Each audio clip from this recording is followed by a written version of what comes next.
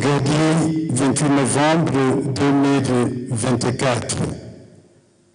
Eccellenza, mi pregio di trasmettere a Vostra Eccellenza il messaggio del Santo Padre, Papa Francesco, per il secondo congresso eucaristico nazionale inviato dal Cardinale Pietro Parolin, segretario di Stato.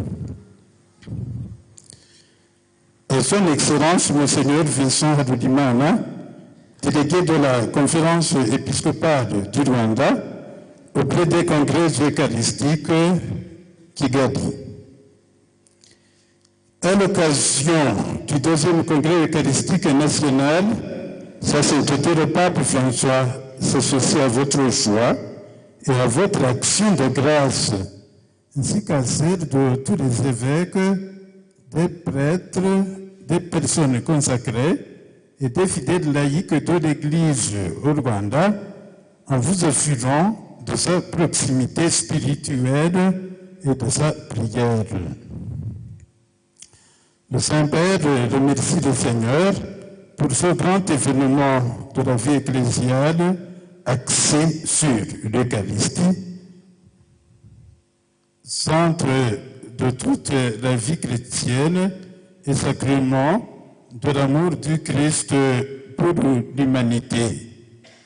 L'espérance, la fraternité et la paix sont avant tout des dons du Seigneur que nous devons demander dans la prière pour consolider notre identité chrétienne. Vivre de l'Eucharistie nous incite à faire don de nous-mêmes pour les autres et à travailler solidairement avec les hommes et les femmes de bonne volonté pour construire la civilisation de l'amour. En prélude au jubilé de 2025 et à celui des 125 ans d'évangélisation du Rwanda, vos réflexions sur l'Eucharistie seront une forte invitation non seulement à repartir du Christ, pain de vie, mais aussi à devenir solidaire de toute personne en situation de vulnérabilité. En effet, nous devons être des signes d'espérance pour de nombreux frères et sœurs qui vivent dans des conditions de détresse. Bulle d'indiction pour l'année sainte 2025, spes non confundit, au numéro 10. Le thème de votre congrès, fixons les yeux sur Jésus dans le sacrement de l'Eucharistie, source d'espérance, de fraternité et de paix, nous rappelle aux fins de l'humanité, qu'il s'agisse de la fin physique comme de la fin de liberté et de dignité, la fin de la paix et d'amour, de sens et de but dans la vie. De la réappropriation de l'espérance dans le Dieu trinitaire qui est essentiellement relationnel.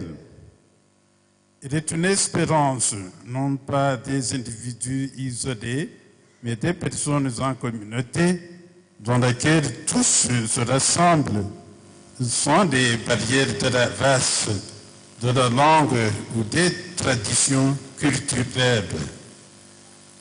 Puissiez-vous devenir des missionnaires eucharistiques de la fraternité.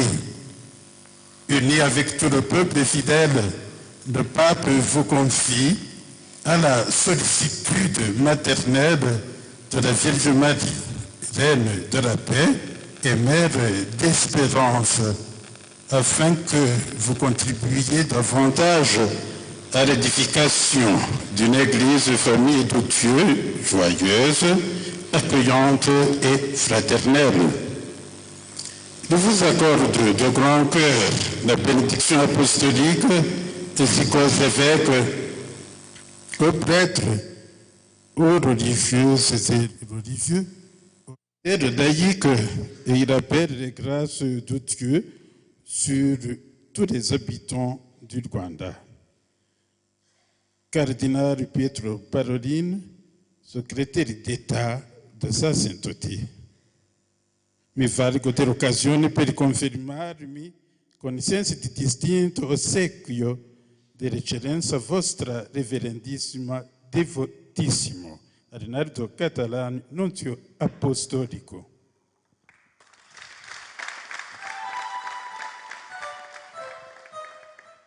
Ubutumwa bwa Papa Kigali kwa 28 Ugushyingo mwaka 2024.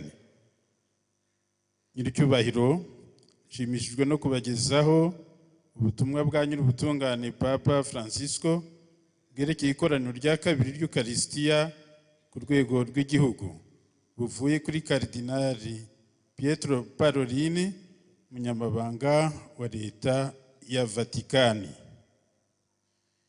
Kuri nyiricyubahiro Musenyeri Vincent Harorimana, intumwa y'inama y'abepiskopi mu makoraniro y'Ukaristiya Kigali. Mu gihe muhimbaza ikoraniro rya kabiri ry'Ukaristiya ku rwego rw'igihugu, nyir'ubutungane Papa Francisco yifatanyije namwe mu byishimo byanyu no gushimira kwanyu, hamwe n'abepiskopi bose, abapadiri, abiyeguriye Imana n'abayoboke b'abalayiki ba Kiliziya yo mu Rwanda, abizeza ko bari hafi ku mutima no mu isengesho. Nyir'ubutungane arashimira Nyagasani kubera icyo gikorwa cy'ubuzima bwa Kiliziya bushingiye kuri Ukaristiya, iyo pfundo ry'ubuzima bwose bwa Gikristo, ikaba n'isakramento ry'urukundo rwa Kristo rugenewe abantu bose. Ukwizera, ubuvandimwe n'amahoro mbere na mbere n'impano za Nyagasani tugomba gusaba mu isengesho hagamijwe gukomeza imibereho yacu yose ya Gikristo. Kubeshwaho n'Ukaristiya biturarikira kwitanga ubwacu, tugirira abandi no gukorera hamwe n'abagabo n'abagore b'umutima mwiza kugira ngo hubake umubano w'isi ushingiye ku rukundo. Mu mwiteguro wa yubile y'imyaka 2025 n'uwa yubile y'imyaka 125 ivanjiri maze igeze mu Rwanda, ibitekerezo byanyu kuri Ukaristiya bizaba ubutumire butari ubwo kongera gusa guhera kuri Kristo umugati w'ubuzima, ahubwo no kugoboka umuntu wese uri mu ngorane z'ubuzima. Koko kandi tugomba kuba ibimenyetso bifatika bya mizero ku nyungu z'abavandimwe bacu benshi babaho mu buryo bubashikamiye. Urwandiko rwa Papa rwerekeye umwaka mutagatifu w'2025, Spes non confundit numero ya 10, ukwizera ntigutamaza numero ya 10.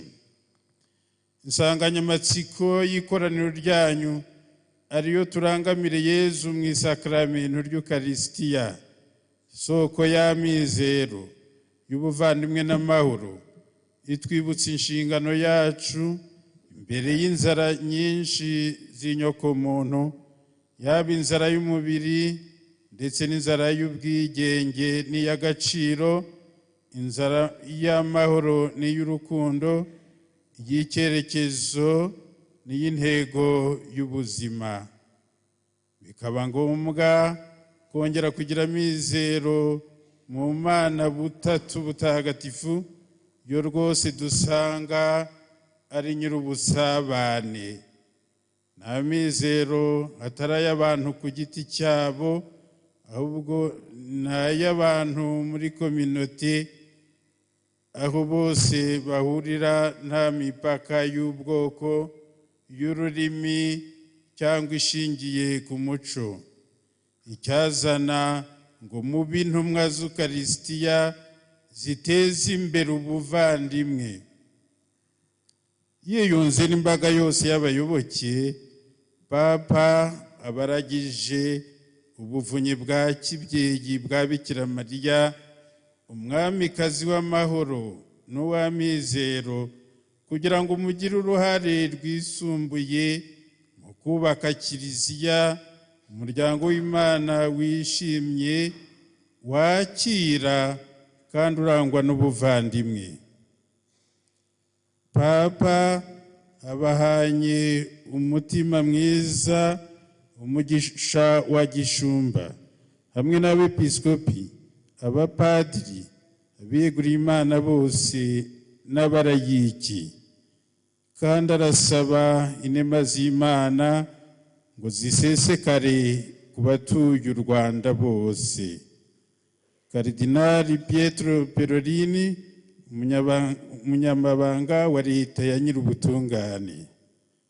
Mboneyeho umwanya wo kwiyemeza kuba intumwa ikugaragira mu byishimo hamwe n'ibyiyumviro by'icyubahiro gikomeye nkugomba nyiricyubahiro Musenyeri Arnaldo Catalan, intumwa ya Papa mu Rwanda.